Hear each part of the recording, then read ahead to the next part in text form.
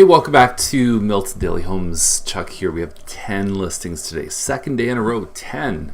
And that used to be kind of normal. Now it seems really quiet. So I think if this continues, we're going to start to see the supply come down, which for the last couple months, it was massive. And I think some of the people that wanted to sell in this time frame moved up their plans because they were realizing prices were going up so quick. And I think it just caused everything just to kind of rebalance. But if we still continue to get 10 a day, and I think we will, because some sellers are starting to realize, well, it's not the best time. So now you get people who have to sell versus I want to cash out. And so if you just get the majority of those people coming in, buyers realizing, hey, it's not so bad. It's actually better now than it was before.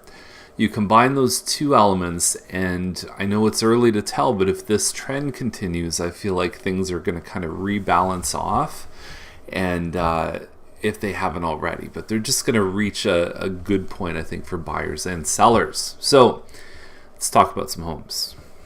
Now, Powys is an interesting street because there were a whole bunch of them that listed at the same time, and there was one at $649. Relisted for $679 and sold for $670, and it was the same model as this one here. And so then now these guys are $658. The other one had no finished basement. This one does have a finished basement, but it doesn't show as well. And the basement actually, in my opinion, is the best part of this house because upstairs you have this horrible peppermint green color that just does nothing to add value to this house at all. So you got that. And then a couple listings down, that one on Charlton is great. This one here is at $719. It's a little bit bigger. It's a 4-bedroom. It has a finished basement. Oh, there's the phone. But it's not done particularly well. So sometimes with a finished basement that's not that great, it's almost worse because you've got to fix it and now you got to put money into it or replace it.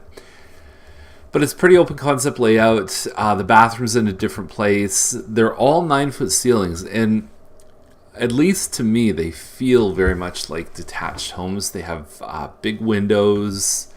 The lots are 30 feet, so this lot is actually the same as Mattamy putting Mattamy's putting detached homes on 30-foot lots right now. And the street's pretty quiet. The couple that works out on their total gym together stays together. I'm sure that's pretty obvious. It does show pretty well, except for that basement. But they've definitely put some care into this one. And you've got 2 parking spots in the driveway.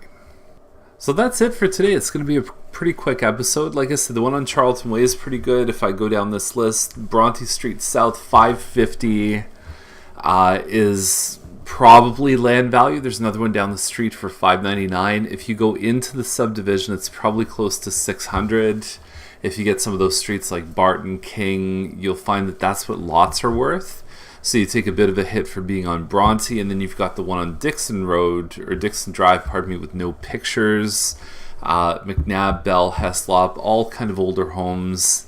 Not really much different or better than stuff we kind of see out there right now. So that's the list. Hope you enjoyed it, and we'll see you again tomorrow with more Milton Daily Homes.